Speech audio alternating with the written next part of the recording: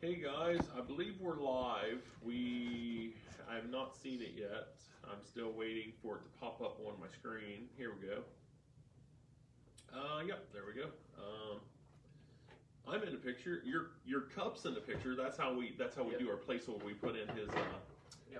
Did you get a lemon shake up, or is that something else? Yeah. Well, now it's something else, but it started as a huckleberry lemonade.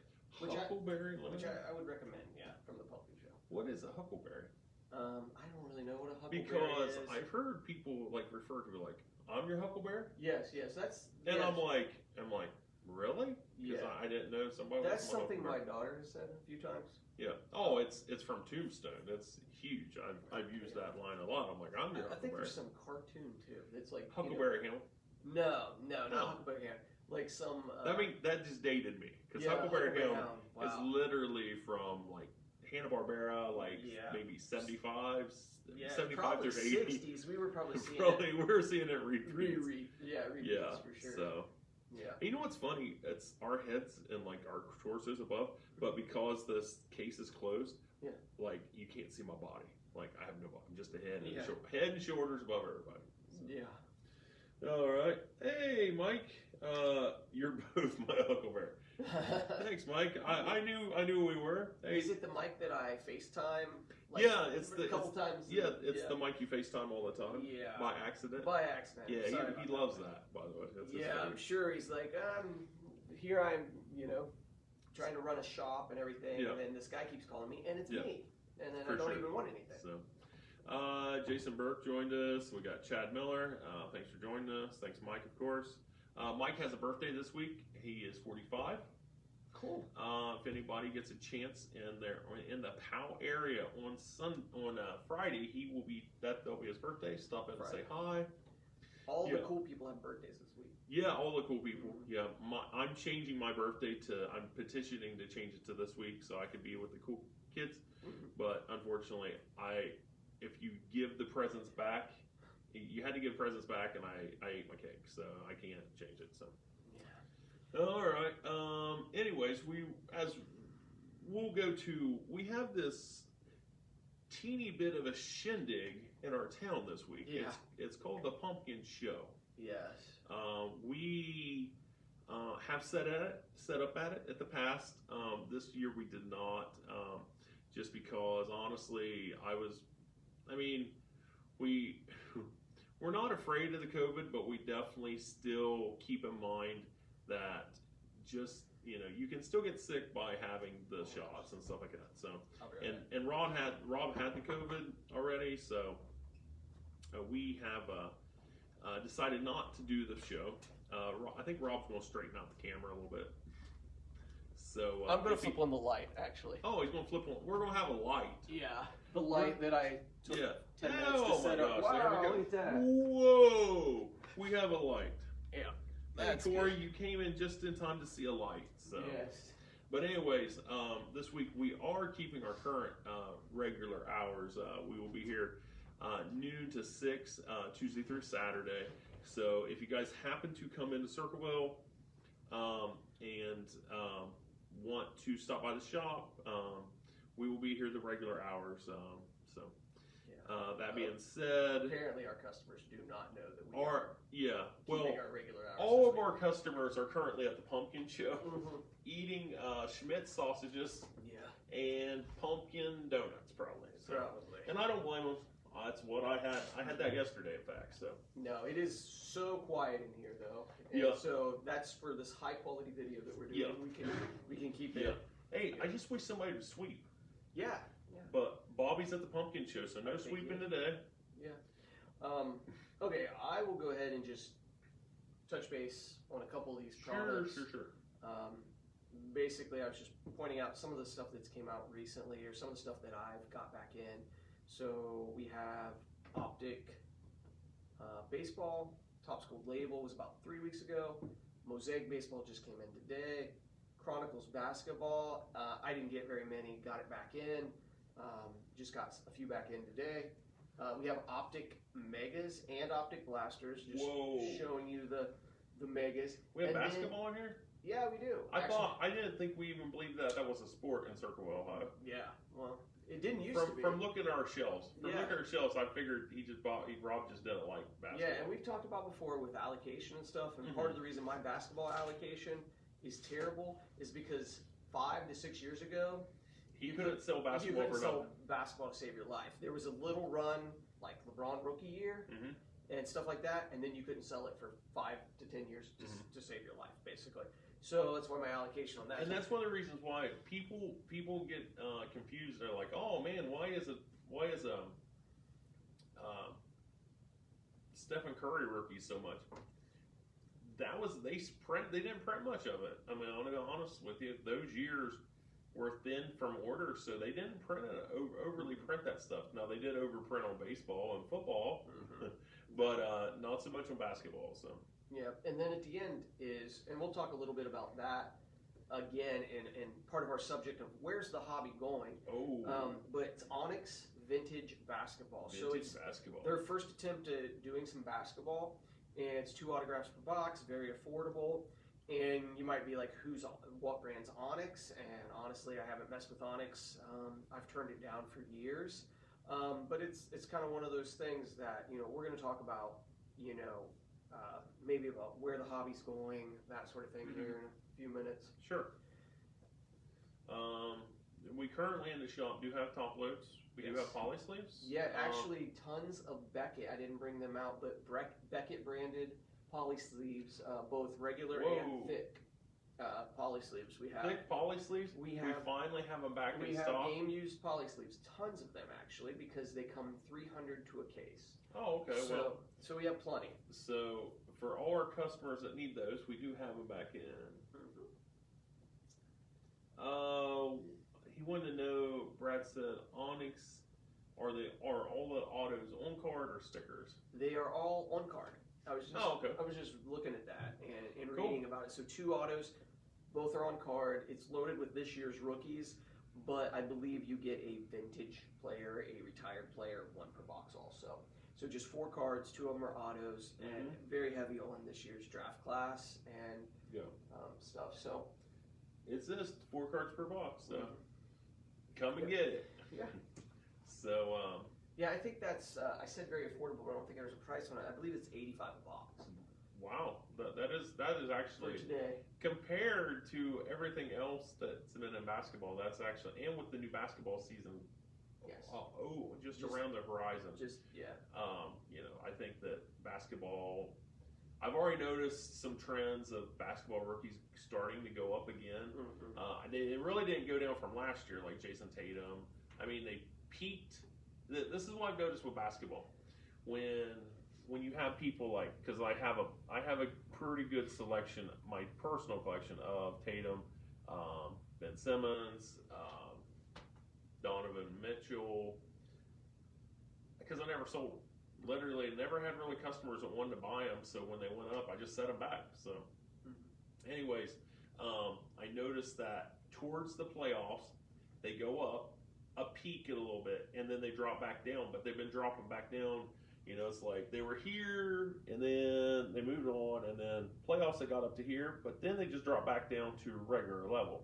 Well, I've noticed this at the beginning of the season that it's also peaking too. So peaking and then coming back down a little bit, and then towards the playoffs, depends who's in the playoffs, of course, the prices go up. So we may have to sell some of those Tatums this year. Yeah. Before we get started on this, you were saying something. Because a lot of people have been asking about Update Baseball. Yes, it keeps getting moved. And it's coming out next 2021 Update Baseball comes out next Wednesday. Next Wednesday or Friday? I believe it's Friday, but okay, possibly Friday. Yeah. I did watch a video over the break. They didn't break it yet, of course, because it's not out. But they went over the what's in it and all that. There's 87 rookies, but I mean it's went from a 300 to a 330 card set. There's 87 rookies in that, and then some dual rookies and stuff like that. So it's definitely going to be a bigger set than normal. Same correlation, basically. You'll have hobby, you'll have retail, just like normal. There also, I do believe that there are rookies. That Jonathan India, it's his first card, first Topps regular card. Jared Kalanick, forgive me if I mispronounced that. I believe he's in it. Or no, I know he's in it. And there's like 8 major rookies that people have been talking about that are in it. So it should be a good product. It's already up there in price. With the hobby, the hobby's around $100 a box. The jumbos are around $200 to $225 already. So it looks like a good product to open. So yeah, for sure. So one of the things we were going to talk about, and we won't be on here really long here. We try to keep it 20 to 30 minutes. We are talking about, and I want to hear your guys' opinions too, as we kind of, every once in a while, of course, we're looking at the future, trying to figure out, where's this hobby going? What could happen with the Fanatics changes that are going to be in place in 3 to 4 years or whatever? And to be honest, as a business owner, it has me brainstorming. Where am I going next? What other things can I get into to kind of get established in, to keep me basically able to be self-employed, own a business, that sort of thing. that's overrated. Yeah. Making money in this hobby is overrated. Yeah. So we should just do it for fun. Yeah, that's true. We should. We should do it for fun. But it's my livelihood, and so I'm looking at different things. But what I don't want to do is overreact. And I was talking to somebody yesterday, and it's kind of springboarding a little bit off the Onyx product that's here. For years, I'd turned that kind of thing down. Onyx, I'm like, I'm only going to take this product. And so you wouldn't be surprised, I guess, with how many things they call me up or email me and say, hey, do you want this? Do you want this? That I'm just like, no, I don't want that. I don't want to try something new. I just want to stay right there with Topps, Panini, pretty much. So that's it. Topps, Panini, and Leaf occasionally. So as far as I understand it, and I was talking to somebody about this, who's really just trying to get their foot in the door and kind of have another stream of income and kind of take their hobby to the next level. And we was talking, and I was talking about the Fanatics deal and giving him a little bit of insight of what I thought was going to happen and that sort of thing. But we were talking, and I was like, it's, as far as we know, it's not going to affect like Leaf, which Leaf is not. I'm not going to say Leaf is even 20% of my sales. It's probably more like 15% of my total sales, maybe 10%. But Leaf is a product like that wouldn't be affected. Onyx is a brand that would not be affected. There's like historic autographs brand. There's any of your companies that are doing a repack product, it will not affect them at all, because even if they would stop making cards completely in 2023, of course they're not going to, but if they did, those companies aren't buying brand new cards to put in their product. They're buying older cards to reinsert in the packs. So there's no chance that the card hobby is going to end. It just depends on what direction it's going to go. And it's funny because back in the day, years ago, we used to do this flea market, and this one guy had set up next to us named John, and he would honestly tell us. Saw him today, by the way. Did you? Yeah. Wow. Literally. Is he still alive? He literally said, "Do you still mess with baseball cards?" I literally Really? saw him today. Yeah. Okay. Well, anyways, more amazing than that, I remembered his name. Yeah. Which I'm that terrible is with names. interesting. He basically would tell us every month that he got that Beckett would send him a special Beckett in between the months, so he knew what product prices was, and he had everything on video from his booth. Now this is going back to like the 80s, you know. 1988. You had where the security. Where the cameras were the size of like shoulder pads, you know. And he's like, "Oh yeah, I've got 4 cameras watching my booth." Yeah. Impossible. Anyways, we don't know the future. All we can do is predict, but we can look at the track records of the companies and stuff like that, and think how they're going to. I think they're going to go with the stream that's going to make them the most revenue, and the way it is currently, I hate to say it, is not a good play for Fanatics, because Fanatics is not making, when Optic Basketball came out this year. What's Hobby Basketball? $800. $800. Yeah. Panini did not make $800. No. They made $240 off that box, or what? Maybe not even that. That their wholesale cost was, So I see Fanatics keeping, hoping that price keeps up there, but being more in the $500 range. Yeah, producing that product. Producing that and being like, hey, this is the starting price. Yeah. Because we have to recoup our money. I mean, if you don't agree, I understand. I just know that Fanatics is a very big business. Like, they're about 20 times the size of Topps, I heard. So they could buy Topps if they wanted, honestly. I mean, if Topps became available to sell. So they're not, and you don't get, and I read an article on the guy who owns Fanatics or whatever, and he's, basically he started by getting a loan for like, I think it was $75,000, and bought $200,000 of inventory of a store that had a bunch of inventory, and turned around and sold it for like $275,000 or something. Like he made money, and that's how his business started. So he's definitely not going to have business principles and thoughts of making money and then all of a sudden abandon them. So he's definitely going to do the best way that makes him a revenue stream. Yeah. I hate to say it though, the way it's set up through local card shops, LCSs, is not a good play for them, at least at the not price point, because they're missing out. They want to be the person that sells it to you. Yeah. Now, possibly they will keep LCSs and stuff like that, but they're only going to give them enough room to make enough that it's not going to go to a third and fourth hand, and that's why literally I like Optic Basketball. Optic Basketball went from that's a bad example. Actually, let's go back to 2020 Prism Basketball. It started out at like $200, and it went to $300, went to $400, went to $600, went to $1,200, got up to $3,000 a box. Okay, the LCSs didn't make that money at first. It's the people that came into the LCSs and bought it, or bought it online, and it's like, man, I think this product's gonna go up. So you didn't just have one middleman, you had several middlemen taking a chunk of it as they resold it up the line. So I do not see them.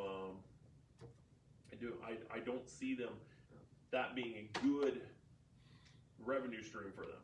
So I don't know what will happen. We've talked about it, and we'll talk about for the next 3 years. In fact, until it happens, as they release more stuff. Yeah. So one of my thoughts is, basically so far what they've released is about exactly what we're saying. They're basically thinking more of a monopoly. They're thinking they can be the primary dealer, control the secondary market, do something like eBay themselves, want to get into grading. They kind of want to be like control the whole thing. A one-stop shop. Yeah, and kind of like the Walmart. Yeah, and we know that that's probably not good. That's probably really not good for a collectible.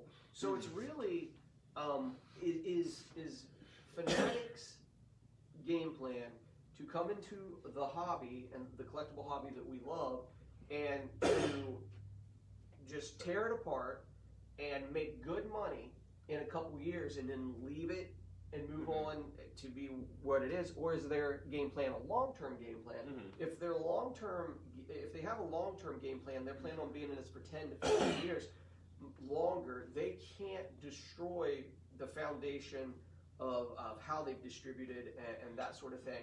I mean, they can make some tweaks, but if you come in and make drastic changes to a thriving thing, if it's not broken, you don't want to fix it. For sure. And again, you're alienating so many people that just go to their local card shop, and that's how they built relationships with those people and that sort of thing. So it's just, is it a short-term game plan for them, or is it a long-term game plan for them? And don't be mistaken. I mean, we've said this before, but they got into this because people in cards made ridiculous amounts of money the last 2 years. For sure, except for me and Rob.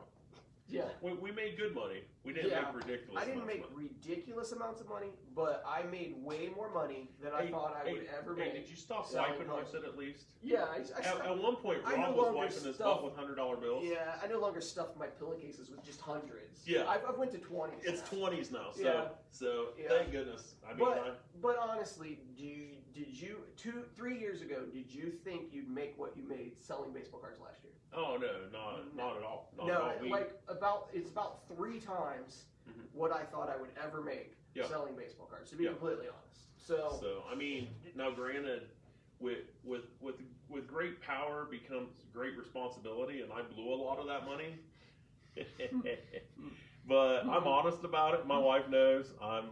So. Anyways, we still have money to buy with, but we definitely let the money flow a lot. But no, for sure, last year was insane. It was good for the collectors, but it was good to see some of your longtime collectors actually be able to recoup some of their money. yes. Where they were upside down for years, or they just had it and they're like, I don't know what to do with it, Yeah. They were waiting for this big increase or whatever. They were waiting for this that nobody, everybody always anticipated. It's like Christmas. I know Christmas is going to come, 100%. Christmas is coming this year. Yeah. Now, that doesn't mean I'm getting anything for it. It just means Christmas is coming. Yeah. So we had a lot of those Christmases that came and we're like, okay, well, the market's taking an upswing, blah, blah, blah, this and that. But nothing really was officially jumped up. And with all the investors jumping into cards, a lot of people hiding money, because it's like, hey, I can buy this card, I can sell it, I don't have to report it to government. I'm making better money than I can on a house, like buying a condo and stuff like that. Yeah. I do understand it. But it definitely, the markets came back down. Yes. It's more of a realistic market right now, and that's fine. I mean, a lot of those investors will lose money, but you do. Anytime you take an investment, you take a chance on losing money. On the flip side, we both, although you're saying those long-term collectors could kind of sell off some stuff, recoup some money, make some good money, but there was also, we always talked about this, there's regulars that couldn't come in and give us $600 for a box. They used to give us $150 for 3 years ago. Oh, we have customers like Big Don, who occasionally watches us, Josh Milan. I mean, there's several people that were very, very loyal customers and bought off us for years, but unfortunately could not keep up with the Joneses on what the prices are. And I don't blame them, because they were opening boxes, selling a few things, making a little bit of money to come back and open another box. But when the box is 3 times what it was, you're basically putting them out of opening. So it had some comments. Howard said, hey guys, Howard Paulins, how you doing? We got Jeremy Coleman watching. Hey, thanks. William Sheets. Yeah, that's my father-in-law. Is it? Yeah. Well, hi there, William. I'm Bill. Also, they call it's William, but I Bill's what I'm just a common Bill. So Andrew, he said he's gonna try to stop by Saturday. Hey, if you're coming back to get back your refrigerator, too bad. We cleaned it. It works good. Yeah. We do appreciate it. So if you are in Circleville, please stop by. We're open 12 to 6 on Saturday. So, but yeah, Brandon North, Corey Hall. So yeah, no, we appreciate you watching. So, anyways, we definitely, this market, the one thing that is going to be the biggest eye opener to everybody is the people that are in between your 18, well, I don't even say 18, I'm going to go lower, I'm going to say 14 to 30-year-old people that literally got in the hobby 2 years ago, turned around and made $100,000 real quick. And it's like, hey, I'm quitting my job. I'm a full-time sports car person. It's not going to happen. Your abilities could be the same, and you will not make the same profit. So I would say, definitely do not quit jobs because, hey, I sold a card and I got, because what you were looking at for a good while was not the exception but the rule. It has flipped the script, and now you making a lot of money on a deal is going to be the exception unless you luck into a deal, or you literally just have more money than what people can. Ron Condon joined us. Hey guys, your card went out on Tuesday. I did ship it regular UPS or USPS. So what you were just talking about here, we can end with a quick story about, we can answer whatever, but what you were saying about everybody that kind of got in this market, in the middle of this market, and made money. When I was about, I think I was about 30, I got my health and life insurance license, and I was out working for a company, and I went in these people's homes, and that very first night I went out, I made $690. Now this is, what was that? 15 years ago. Yeah. 15 years ago, he was a millionaire. I made 600 some bucks. I was like, oh my gosh, I'm quitting my job. This is what I'm doing full time. So that was the very first person I met with. I met 3 or 4 clients the next week, 4 to 5 clients the next week. Well, long story short, over about 3 months, I think I sold one more policy. For maybe $250 or whatever.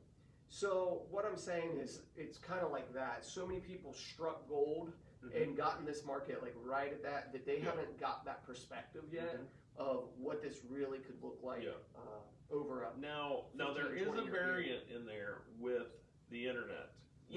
With as big as the internet social media and people doing breaking and stuff like that. But your breakers, every breaker that we've talked to, now granted we've not talked to huge breakers, we've talked to medium-sized, I'll just say medium-sized breakers like we know locally and stuff like that. And they're definitely, the one guy we talked to on Saturday, he was doing 2 to 3 to 4 to 5 boxes a week. Now he's doing 1 to 2 boxes. So their revenue's down. And I go on every day. I go on to Facebook pages and I see all these people doing razzes and they're half full, or they're like, hey, the last card this sold on eBay for $600. I want to fill it for 5 spots at $50 a spot, and it will sit there for 2 weeks and they can't fill it. So when you see that regularly, the card market, it's not down, it's just soft. But it may not get back to where it was before. So that just doesn't. We always have to give some doom and gloom before we get out of here. So, but all right, guys. Hey, we're gonna wrap up, and maybe we'll. Breaking has been slow. Razzes has been feeling either. Things have definitely leveled out. That's from Jeremy Coleman. I saw he was watching. He was buying from us. We have Mike Jennings from. Hey, Jeremy, if you want to post your Facebook page, breaking page on here, please do. He is a friend of the shop and stuff like that, and he definitely would help you out. Bart's watching now. About time, Bart. No, I'm kidding. So, but anyways, hey, we're going to wrap up. One last thing I was going to mention, Nick Steele. If any of you guys are from the Cincinnati area or Wilmington, around there, Caesars Creek Flea Market, Nick Steele, who's a customer that comes in the shop. Long-term customer. And if you want to support him, he's out there. Just opened a booth in Caesars Creek. He's got a lot of singles, some Pokemon, some wax now also. So if you want to support him, go and check him out. He's there every Saturday and Sunday, I believe. It's Caesars Creek Flea Market. But we do, like I said, we are restocked on top loads. They are $5 a pack. That's going to be your general regular new price across the board. Everybody, I don't know anybody selling cheaper than that. Exactly. Poly sleeves, we do have a lot of supplies in currently, and like I said, we will be here a regular hours of business, 12 to 6 Tuesday through Saturday. during the pumpkin show. So if you guys happen to be in town, please stop by. And if not, we will see you down the road at a show, on the side of the road. I don't know. We're available. So, all right, guys. Hey, thanks for joining me. For Rob, Bobby. Where's Bobby at? He's at the pumpkin show. All right. See you guys later. Yep. Thanks.